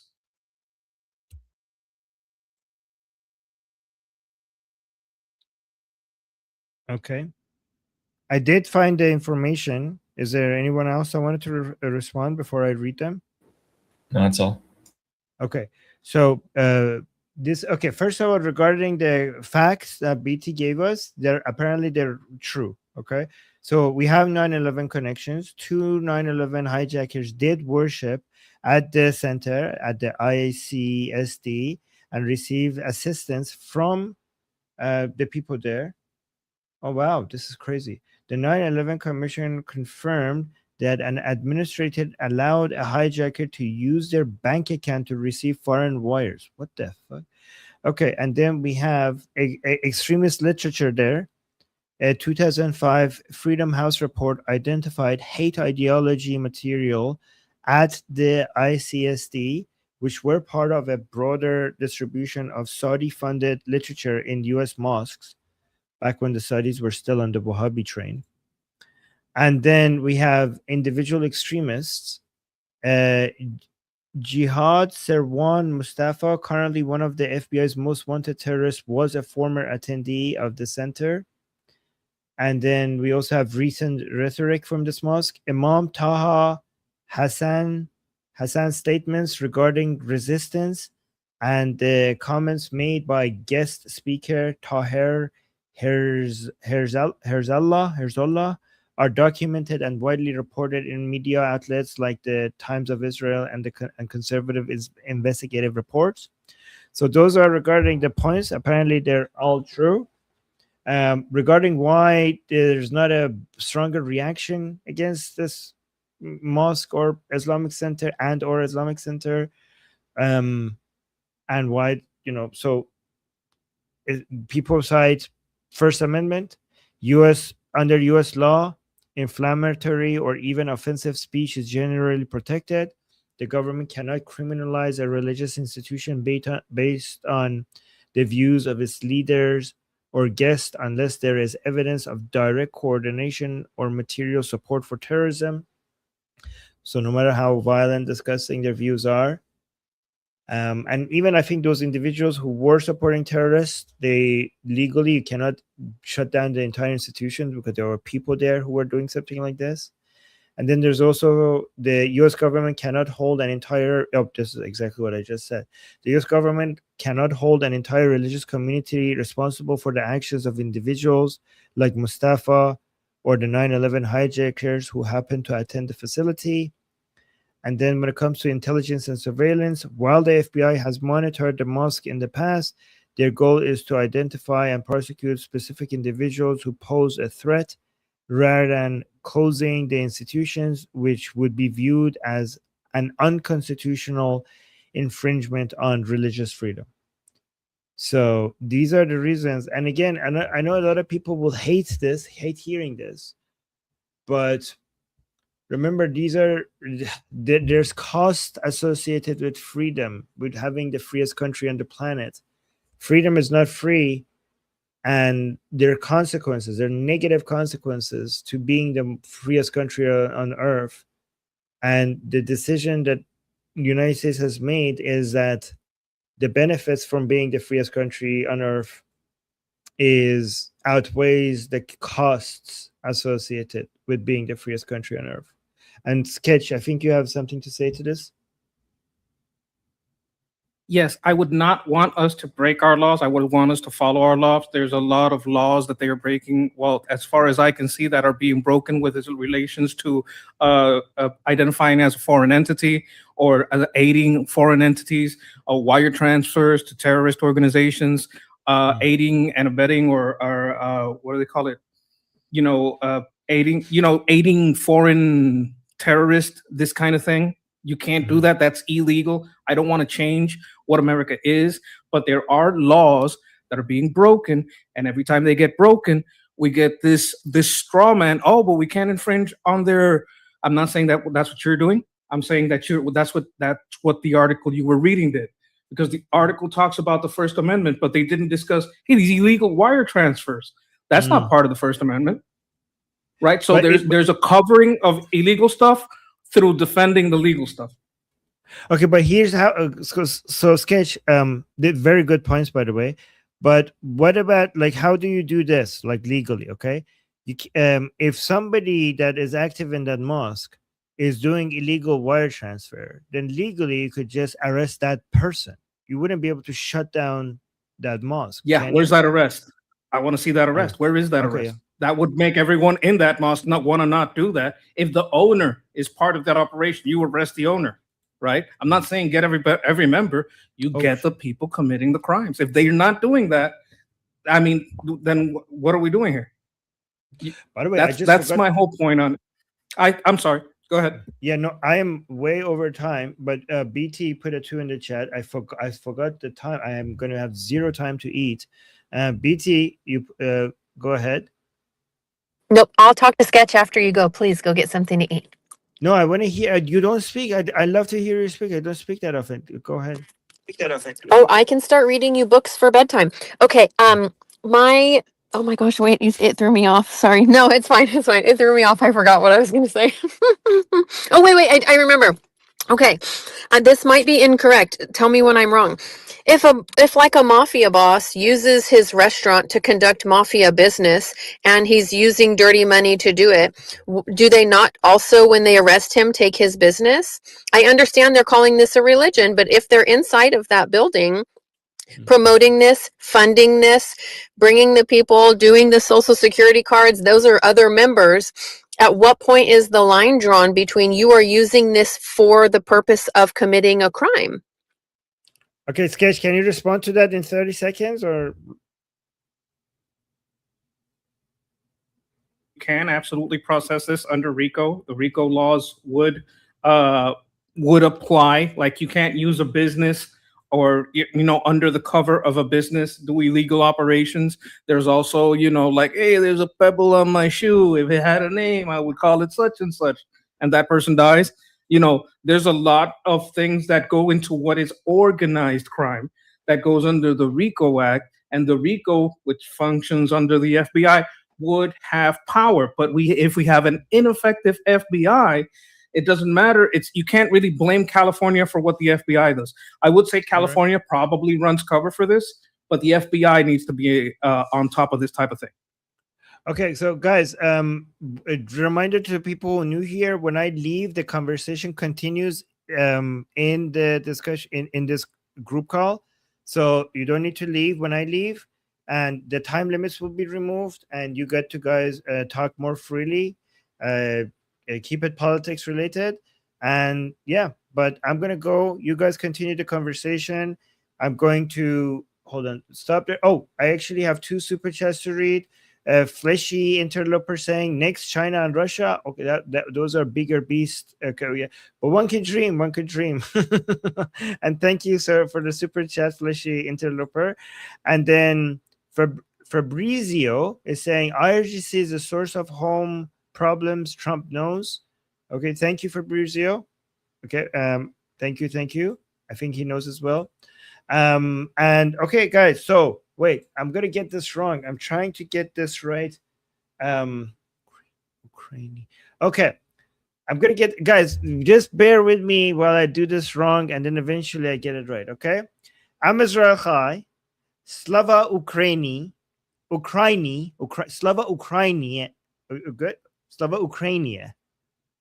Good, Slava Ukrainia. Long live That- America. Javicha Payande Iran. See you guys same time tomorrow. Bye guys. Love you guys.